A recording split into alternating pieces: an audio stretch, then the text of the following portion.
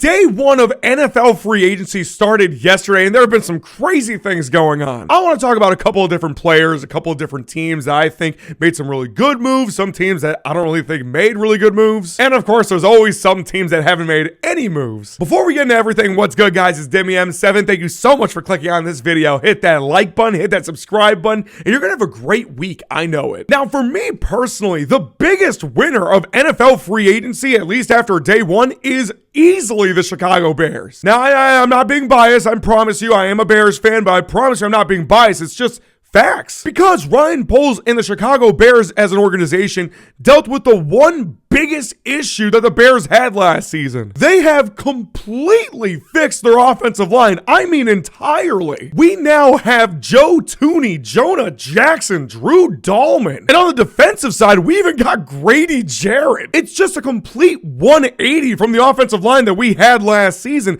And this is going to be massive for Caleb Williams. His stats when he was working in a clean pocket was incredible. Elite levels of production. Considering now that we have Ben Johnson as our head coach and we still have all of our weapons, not really sure if we're going to keep Keenan Allen or not, but still we've got Rome Odunze, we've got freaking DJ Moore, DeAndre Swift, Cole Kmet. Now that we have an improved offensive line that is absolutely going to protect Caleb much better than last season, watch out for this offense. The next big winner that I have to talk about is the Pittsburgh Steelers because they got DK Metcalf. That is great for them. Look, I understand George Pickens can be a little bit of a hothead and, you know, in some capacity, DK Metcalf can sometimes be the same way. And we've been hearing rumors that Aaron Rodgers will be going to the Steelers, or at least the Steelers are interested in bringing in Aaron Rodgers.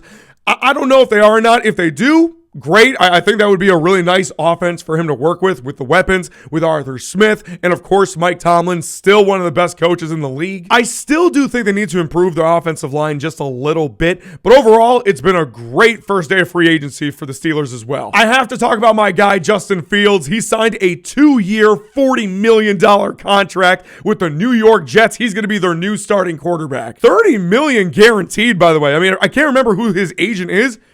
Good job. He's now reunited with Garrett Wilson. They were great together in Ohio State, and I'm sure they have some of that connection still. Now, I'm not saying that Justin's going to fix everything that's wrong with the Jets. They still have a lot of problems. I imagine they're going to be more of a running offense this upcoming season. I mean, it's just crazy for me to think, with someone of Justin Fields' talents. I mean, do you know what the best rushing seasons for quarterbacks in NFL history are? It's with Michael Vick, Lamar Jackson, and you guessed it, Justin Fields. I still have so much belief in this guy. I think he's just been put in awful situations in Chicago. He didn't have a chance to be the starter in Pittsburgh. Now he's got a shot, and I really, really hope they utilize his skill set properly, because I absolutely believe that this guy could be a Lamar Jackson type of player. I've seen too many flashes of this guy's greatness in awful situations. I mean, he can be great. I genuinely believe that. And if he can show up and show out in a place like New York, man, that'd be crazy. Another team that I think actually made some pretty good moves, the Las Vegas Raiders. They got Geno Smith. They already brought in Pete Carroll as their head coach, and now they have a legitimate quarterback with Geno.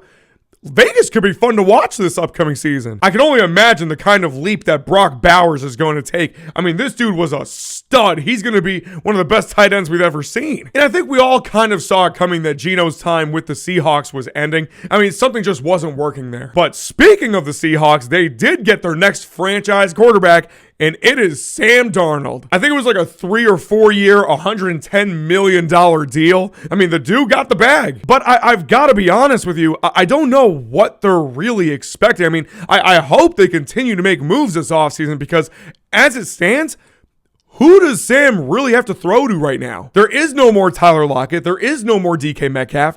I mean, I just don't really understand what they're going for here. Not taking anything away from Sam Darnold. He had a great season, MVP caliber level last season with Minnesota, but it was Minnesota. He had a great coach in Kevin O'Connell. He had great weapons everywhere he looked. So I'm hoping that Sam Darnold has a great season with Seattle, but they do need to get him some weapons. Also, Davante Adams to the Los Angeles Rams. I mean, that offense is going to be crazy. Look, I know Davante isn't what he used to be, but he's still a very good wide receiver. And since they're getting rid of Cooper Kupp, they needed somebody to fill in that void. Matthew Stafford is still one of the best QBs in the league, at least in my opinion. opinion. And now having freaking Devontae Adams and Puka Nacua together, that's going to be crazy to watch. I think pretty easily the biggest loser of free agency so far is, once again, the Dallas Cowboys. What are they doing? I'm serious. Like, Jerry Jones, like, are you trying anymore? Like, do you not care about your own team anymore? After the embarrassing display you put up last offseason by not getting Derrick Henry or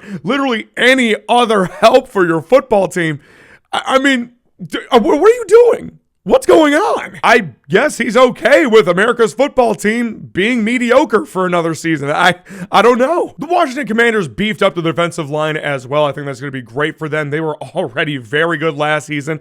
And I mean, Jaden Daniels, the dude is only going to get better. Now that they've got Deebo Samuel to help them out with their offense, since he's kind of like a Swiss Army knife of a player. And I know this isn't really free agency news by any means, but I just think it's hilarious that freaking Myles Garrett re-signed with the Cleveland Browns on a record-breaking deal for a non-quarterback. Like, he got a bags bag. And the funniest thing was, he was like, yeah, I just want to go to a winning situation. Like, you know, I love Cleveland, but I just really need to be in a new place where I can win, where I can compete, because I'm a competitor. And then they just gave him all that money. He's like, you know what? I'm good. I'll stay in Cleveland. And aside from that, every other team kind of had some minor improvements or minor like weaknesses that they had over the day. And, you know, we'll just kind of see what happens as free agency goes on. There's still a lot of questions like, what's going to happen with Kirk Cousins? It still sounds crazy that Atlanta gave him all that money last year just to be done with him after 1 year. I really want to see what teams like the Miami Dolphins or the Niners or even the Chiefs, what they're going to do to improve, you know, some of their weaknesses from last season. But we'll just have to wait and see. So let me know in the comments what you think about how free agency has gone for your team so far. And until next time, peace.